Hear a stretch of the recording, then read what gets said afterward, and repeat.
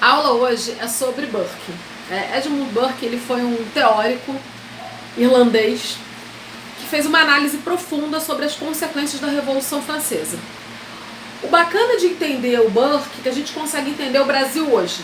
A gente consegue entender o cenário político estabelecido no nosso país. Porque o Burke, ele pode ser estudado com o objetivo de compreendermos as ações do governo federal, no sentido de entendermos o porquê que existe tanto saudosismo em relação à moralidade presente no governo hoje. Vamos ver como isso se construiu? Vamos lá. O Burke, ele funda no Ocidente o pensamento conservador. A palavra conservador começa a circular na França no final do século XIX. E é bacana entender isso. É legal que a gente compreenda isso. Por quê? O Burke, ele está fazendo uma análise do resultado da Revolução Francesa. Nós já aprendemos que a construção teórica da Revolução Francesa é o Iluminismo.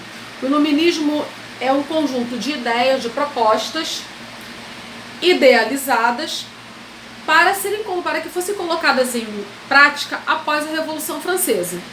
Então vamos lá, a Revolução Francesa foi uma revolução burguesa, foi uma revolução que tinha uma estrutura teórica que se chamava Iluminismo, tá? E Burke olha para tudo isso, olha para o resultado da Revolução Francesa e fala, gente, isso não deu certo, né? Vale lembrar que ele era um nobre, tá? Então ele não passava grandes apertos no período na França pré-revolucionária. E aí o Burke olha e fala assim, isso aí não tá legal, por quê? Se nós compararmos a Revolução Francesa com a Revolução Inglesa, vamos perceber que na Revolução Inglesa as pessoas estavam lutando por algo de concreto, algo que já sabiam como era. Ou seja, os ingleses possuíam um conjunto de direitos que já faziam parte da realidade do povo e foram retirados. E aí eles entenderam que perder aqueles direitos não era legal e fizeram uma revolução. Vou dar um exemplo no Brasil. O desmonte da CLT, consolidação das leis trabalhistas. Nós já sabíamos como era com a CLT, nós perdemos grande parte da CLT e não nos revoltamos. Então, na Inglaterra não foi assim que aconteceu. O povo se revoltou, foi a luta para mudar, para resgatar aquilo que já sabiam como era. Tá?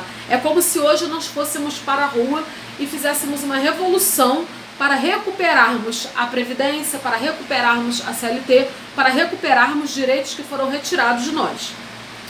Já na Revolução Francesa, isso não aconteceu.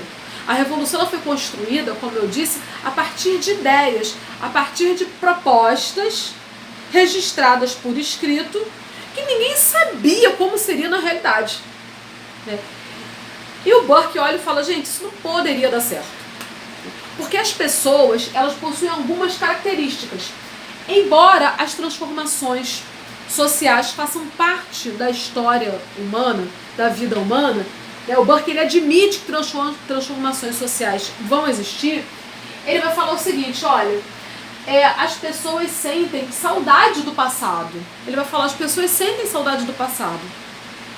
Um exemplo muito interessante é a quantidade de pessoas que hoje, em plena democracia, em pleno Estado democrático de direito, sentem saudade da década de 60, da década de 70 do Brasil do século passado.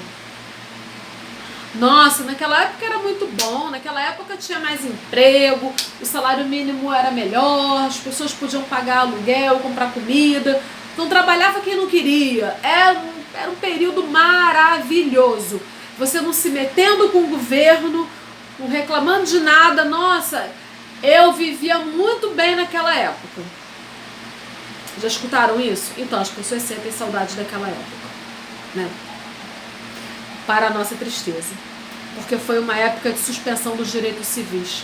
Foi uma época de suspensão da pluralidade partidária. Só podiam existir dois partidos políticos, o Arena, que era o partido do governo, e o MDB, que era o que o governo permitia, né? Todos os outros que questionavam o governo militar ditatorial foram extintos. Então passaram a existir na clandestinidade. Agora o Burke, ele fala um negócio interessante também. Os partidos políticos, eles são importantes para a garantia da impessoalidade. Vamos lá, gente. Eu vou dar um exemplo de impessoalidade. Impessoalidade é você ser presidente da República, saber que o seu filho está sendo investigado e não interferir na Polícia Federal para impedir a investigação sobre o seu filho. Isso se chama impessoalidade nas instituições políticas, nas instituições de poder, né? Professora, mas alguém faria isso?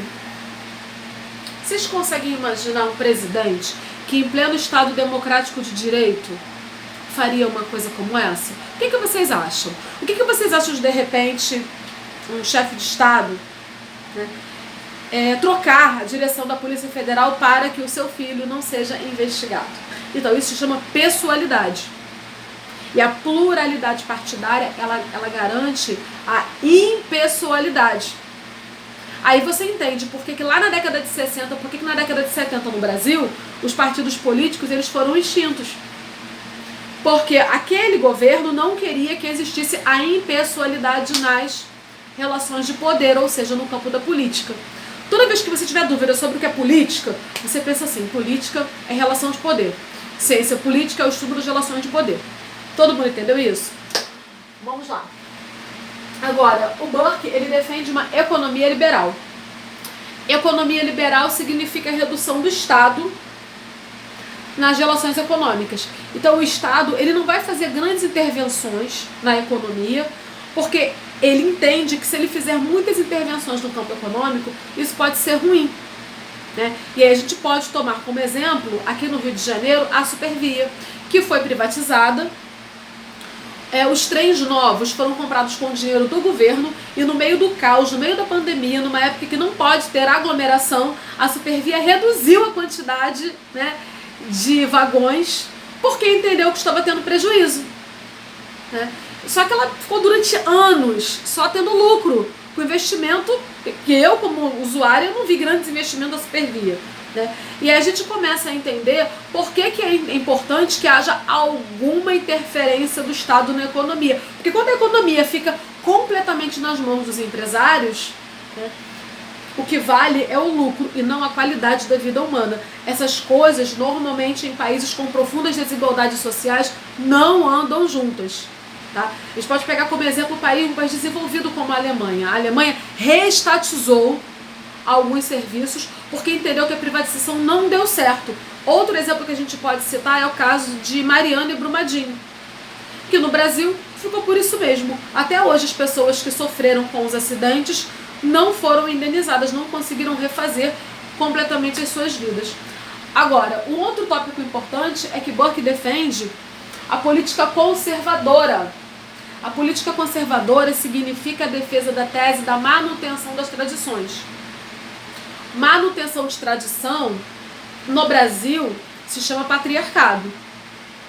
O patriarcado, no Brasil, ele não dá espaço para a igualdade de direitos entre homens e mulheres.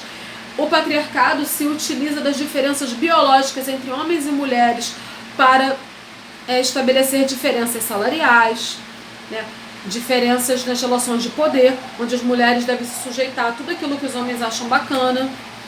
Então, as pessoas elas não conseguem alcançar uma mínima igualdade quando a estrutura tradicional da sociedade é desigual.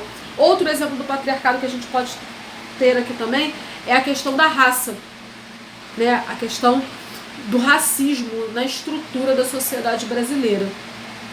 O racismo ele vem sendo reproduzido como um aspecto do patriarcado. E é interessante a gente falar sobre isso, porque toda vez que você fala assim, eu sou conservador, quando você diz eu sou conservador no Brasil, significa que você defende essa estrutura preconceituosa, racista, vigente na sociedade brasileira, que também faz parte do patriarcado, junto com outro problema que nós temos também, que se chama homofobia. Sobre o que é homofobia? Vamos lá, gente. Homofobia é a proposta segundo a qual os homossexuais não são pessoas normais. Os homofóbicos, eles entendem que o homossexual ele tem uma espécie de patologia e chamam essa patologia de homossexualismo, ou seja, uma doença. Então, junto com o patriarcado, nós temos um conjunto de problemas, né, que devem ser discutidos, devem ser refletidos para que a gente consiga transformar a sociedade brasileira no sentido de garantir uma melhor igualdade de condições. para que as pessoas consigam ter uma participação efetiva na política. Quando, por exemplo, alguém se candidata e fala assim, olha, no meu governo as minorias vão se render às maiorias. E isso se chama democracia. Não, gente, isso não se chama democracia, porque atualmente a democracia vigente é a democracia deliberativa. É a democracia onde as minorias participam também e são contempladas pelas políticas públicas. Então não é legal você usar o argumento do governo da maioria na atualidade, porque nós vivemos numa sociedade pós-moderna, numa sociedade multicultural. E o multiculturalismo é uma proposta de igualdade, tá? Para que as pessoas tenham as mesmas oportunidades e condições de competir, já que o capitalismo ganhou do socialismo no final da Guerra Fria com a queda do Muro de Berlim. E essa é uma reflexão que as pessoas não fazem no Brasil, porque se fizessem, nós estaríamos andando para frente e não retrocedendo, como é o caso do Brasil hoje.